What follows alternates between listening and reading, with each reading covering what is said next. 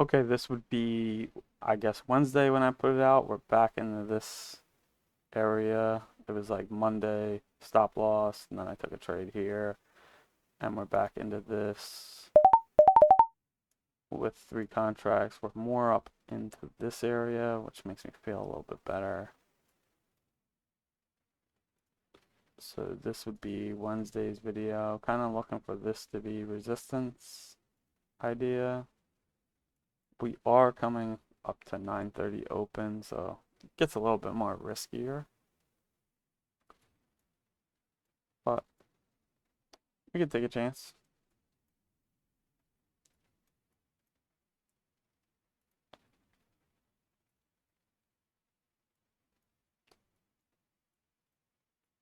We still have this.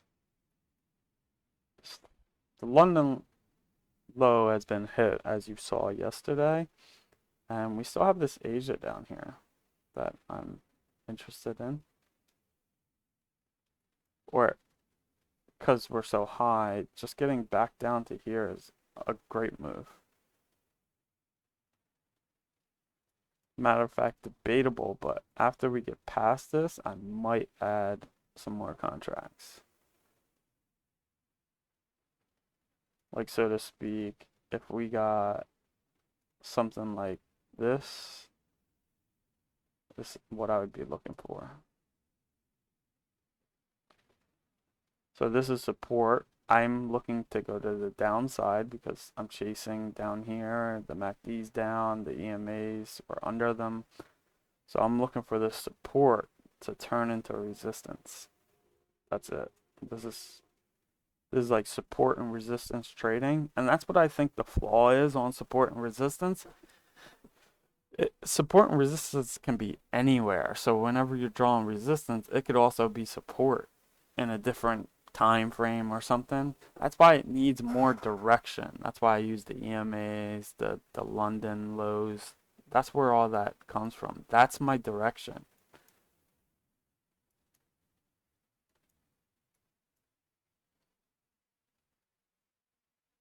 You see how we bounced right off of it. We want to see us see this big negative 706. Kind of wish I saw it before.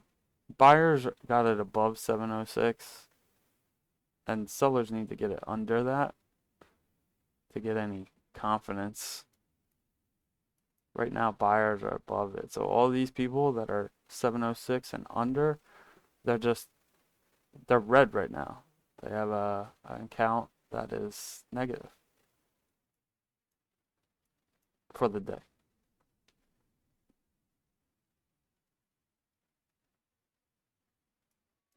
And you got, where are their stop losses? There's no big stop losses on the order book yet. So these are the orders that are in the book. So if we go up to 305, there's 23 contracts here to get stopped out. And we'd see market kind of move up and less passive sellers are coming in, absorbing the buyers. For my ads, I'm probably looking at something more up here.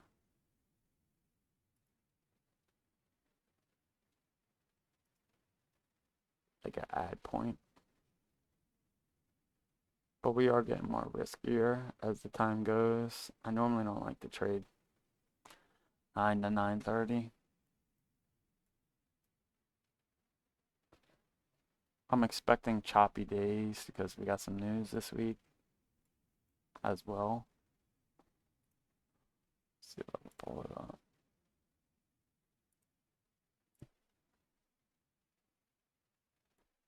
So news is important. Um, Monday nothing. It's this Tuesday core CPI. Um, then we have core PPI, and then retail sales. It's just things the market likes to wait for numbers before it does something. So a lot of times you can get choppy until like Monday or Tuesday until those numbers come out, and then it'll go back to being smooth. It could just be smooth too, but just gotta be prepared for everything. And you can just see this 5 minute. If I had a bigger cushion, I probably would have added, or if it wasn't 9 o'clock, I probably would have added, because we're definitely in this 5 minute zone right here that I'm expecting, this 5 minute zone. And you have 15 right there. So there's a lot of what I would call possible resistance.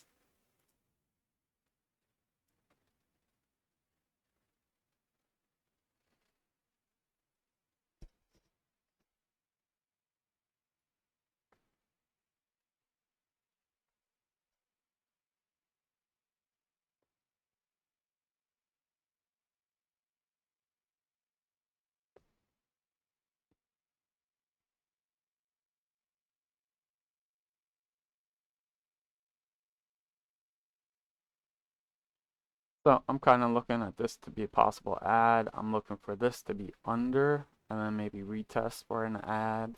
So I got my 2 add points.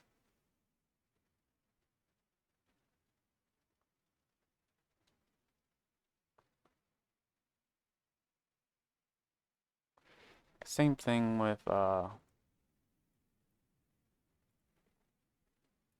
ES here. We're working into the 5 minute cloud VWAPs right there.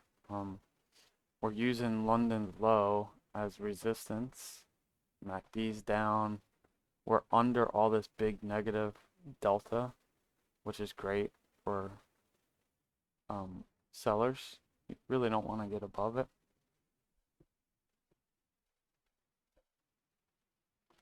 It's probably what's holding down ES from just taking off. But you can see how they kind of move together. If one goes the opposite way, it could drag the other one with it.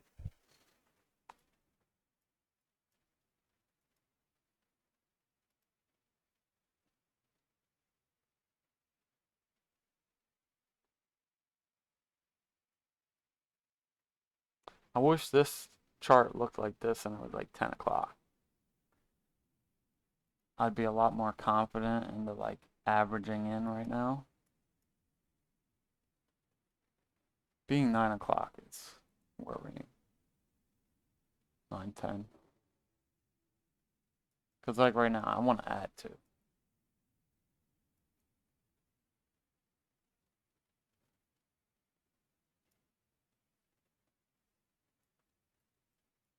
What high? Highs are taken. So we have London, I mean Asia's high up here that hasn't been hit out of all these lines, and Asia's low, essentially. So we're sitting inside of this range right here, in my eyes. So we're going sideways because everything else has been hit. The pink ones have been hit with pre-market. So you see how red overlaps pink?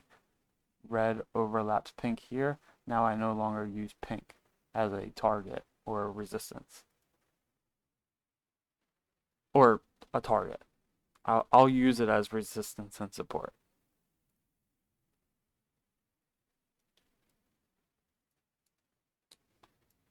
So now, like, we're kind of diddling in the middle, which is not really the best idea because, like, from here to here, we're like almost dead center. Which now it could just, whatever, it can go up or down, really. I'm kind of relying more on like the MACD and the EMAs to kind of hold it up, but it's not the best trade.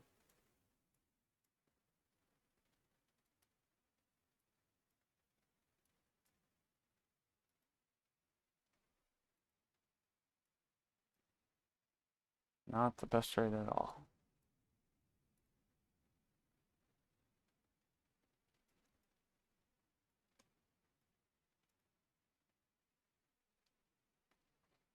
And it's the 9, it's 9:10.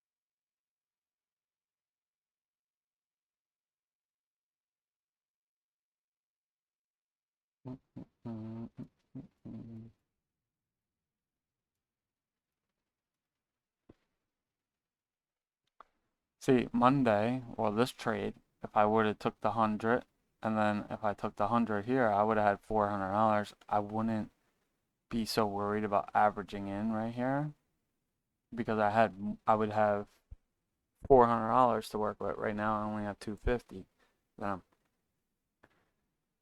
trying to hold on to. So this is where like your mind could start fucking you. If I had this, had that, I would play this different. That's the hard part of trading, though. It's not the charts, it's your brain, for sure. And that's why it's just chart time. You have to spend time on the charts and get used to how all this moves so you don't panic all the time and you don't lose money from panicking.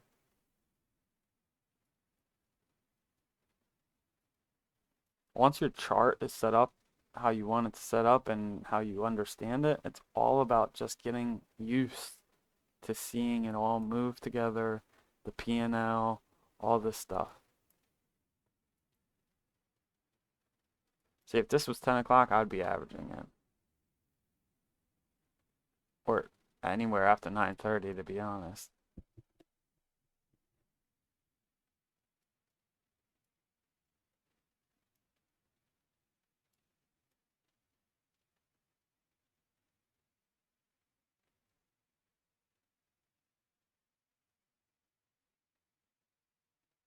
So ES is kind of cruising right now.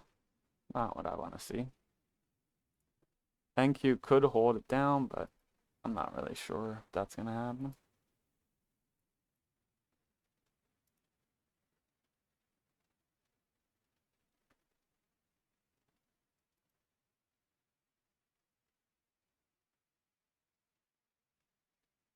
Right, you see that? That was a pretty big rejection. You want to see follow through now. You just want to see follow through.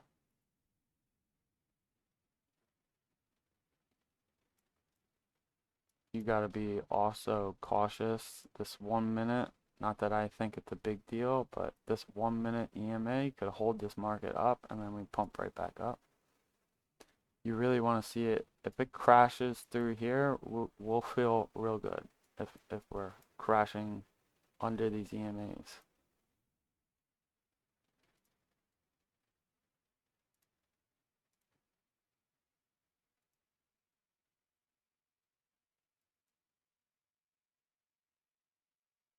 See, the gray is just kind of there. I don't really try to completely focus on it. That's why it's gray. It's the 1 minute time frame. See, also the averaging in. If I averaged in up here, I could be, instead of negative 25 or 30 where it was, it could have been like plus 100, 200 because I would have had more contracts too. That's the whole point. Like when I don't average in, I get punished because it changes the whole way I trade because I rely on that. So when I start doing things that I stop doing things that I should be doing, it changes everything. See how we're getting big follow through right now? I'm feeling good. The only thing I don't feel good about is it's 9:15. I would like to see it get under this, and I'd probably just put my stop loss in right away because of 9:15 and just let it ride until it gets hit or we actually like really crack under. In about 5 minutes, I'll take it off no matter what because I won't go into 9:30 with a position.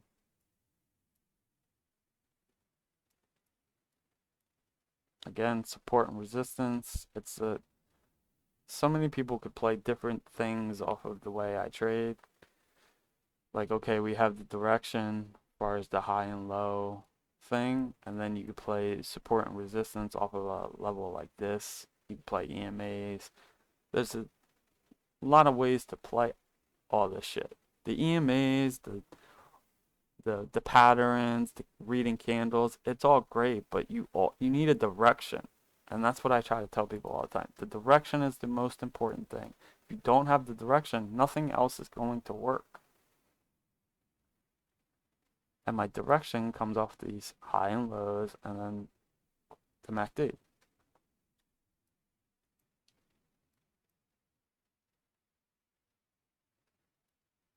The EMAs, the patterns, that's all second stuff.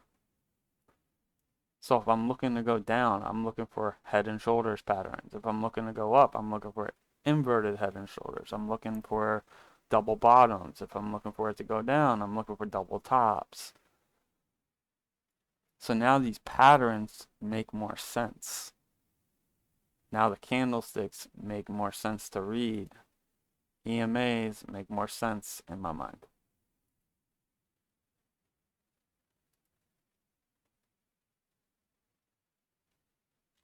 You're just getting some choppiness because the market's about to open.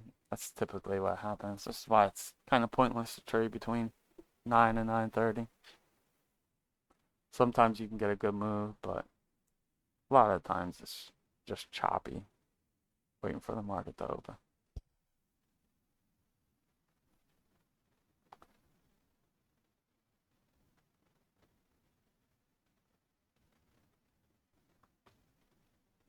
And we're at 17 minutes on the video. I wanted to keep them short, but this one's kind of lingering.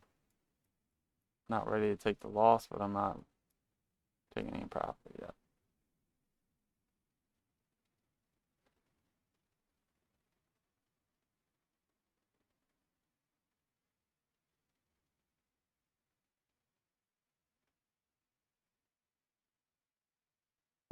We're just going to put our stop loss here. So 313 hits, we're out on a negative $100.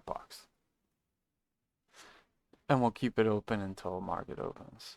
Because I really think the market's going to open and we're going to crash. It's my idea. I want to see this thing get back under the 706 though.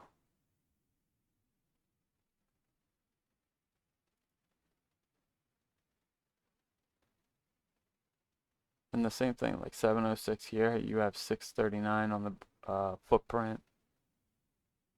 You have 279 negative here. You got big numbers on the negative footprint chart.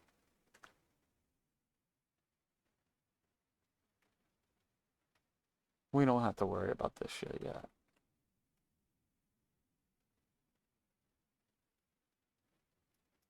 You can see we're kind of like going around it now. Now we're on the back side. This is more front side trading. This is more like backside trading. Most of the time you want to be on the backside, but a lot of times you just can't help yourself and you get involved too early. And you see the rejection from the support and resistance or the EMAs using them as support and resistance. Now you combine the two, you get a little bit more confidence, we'll say.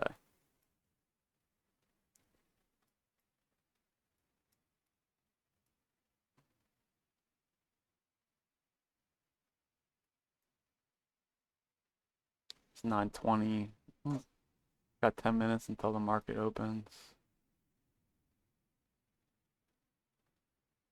I am typically not in a trade right now, but giving it a shot.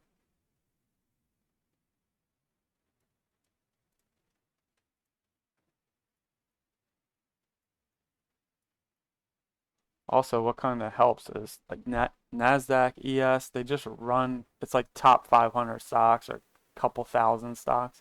So if we just look, like here's Apple, we're pointing down, everything looks down on Apple. NVIDIA, everything's looking down on NVIDIA. Microsoft, everything's definitely down on Microsoft. Amazon, everything's looking down on Amazon unless this 4 hour can hold. Tesla, we're looking down. Like everything looks down. So it looks like it's an easy read of going down, but sometimes when things are so obvious, it doesn't work out. It's like the market makers, so to speak, just say fuck yous and does something totally different with the market.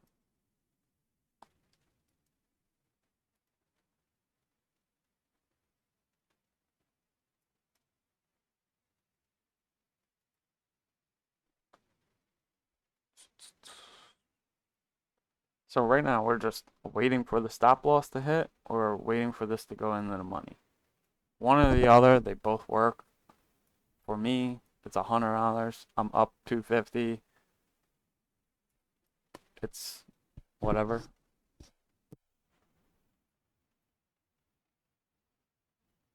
You got to be willing to lose if you want to trade. ES looks way more bullish than I would want. ES, we're above this big number. We're kind of pumping through all these EMAs, even though see how the EMAs aren't wide, so I wouldn't put too much value on it because of them being wide. But you can see like we're pumping here, and then Nasdaq isn't. So Nasdaq's either gonna hold ES down, and ES is gonna come down because Nasdaq's coming down, or Nasdaq's gonna follow ES, and ES is gonna pull Nasdaq up. Because right now there's a divergence. They're both going opposite ways when typically they move together. So one or the other is going to win.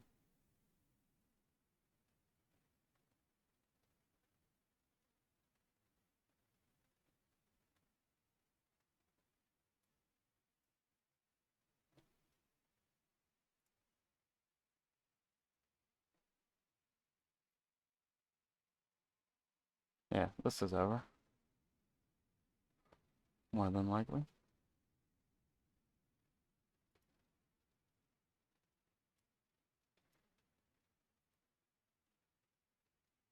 Market opens in 7 minutes.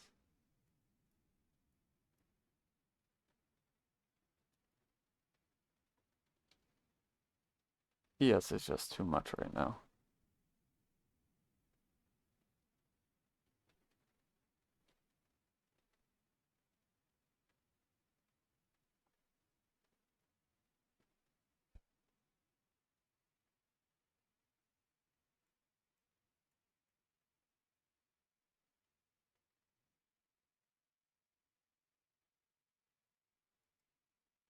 And you're above these big numbers. Doesn't look great, but the MACD is still here. The EMAs are still here. It's kind of what's holding me on. And even if this trade doesn't work out, I'm still pretty bearish on the idea we're coming down.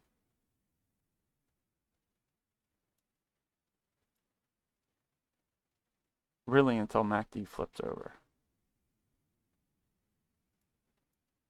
Yeah, this is gonna pump. It's gonna follow ES.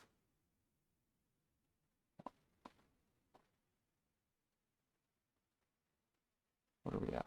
925. We're holding.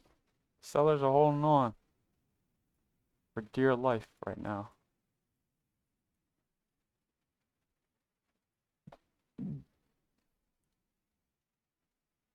This is where trading individual stocks I think is so much better. Like Tesla is so clean. The problem is like Tesla, like Nasdaq is a bunch of companies and the average of those companies' movements, right? So this is what makes it so much harder than just trading stocks, because if I'm just trading stocks, if we just pull ES up, right? ES moves, I mean, Tesla moves by itself. It's not an average of a bunch of companies. So when you're seeing things, you're seeing the movement, and it's a lot easier to predict because it's not a movement of a shit ton of companies. It's just its company itself. And you have Pacific traders that follow certain tickers, and when certain things work on those tickers, they'll always work because it's the same type of people trying to trade the same ticker. Like a lot of times, if inverted head and shoulders typically works on Tesla, every time you see one, it's probably going to work because most traders are finding success with the head and shoulders or inverted head and shoulders, and it just typically tends to work. And people like to explain tickers as their own personality. Like Tesla has its own personality compared to Apple, and vice versa. Like all the stocks have their own tickers. I mean, own personality compared to Nasdaq. Nasdaq's just the average of all of these companies. Same thing with SP 500.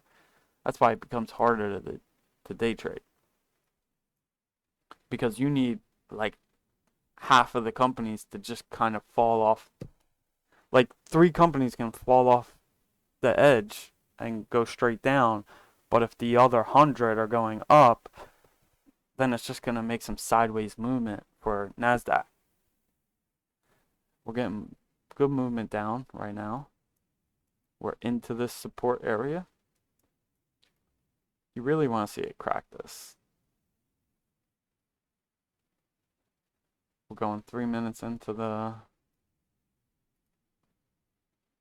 market open, 2 minutes until the market opens.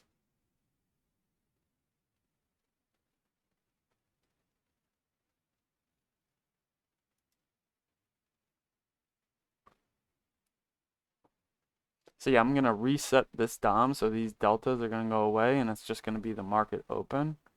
And I will keep this one as like a all day delta, and then we build off of these deltas on this, and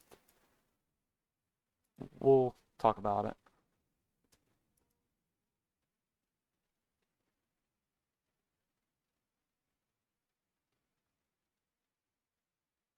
as it comes. But I wouldn't worry about the DOM so much. You just need to learn how to these charts work first. And then DOM's secondary. There's no point of reading a DOM if you don't know how to read a chart, because the DOM's just built off of the chart. If that made sense.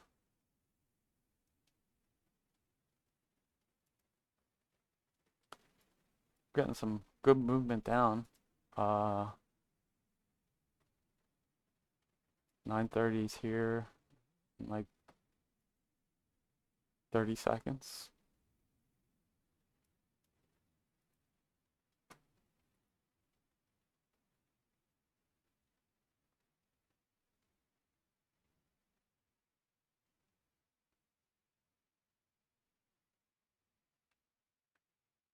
About 10 seconds.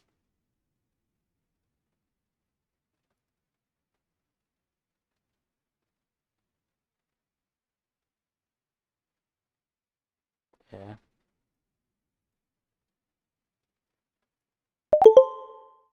There you go. It decided to go up, which we're cool with. That would be Wednesday's video.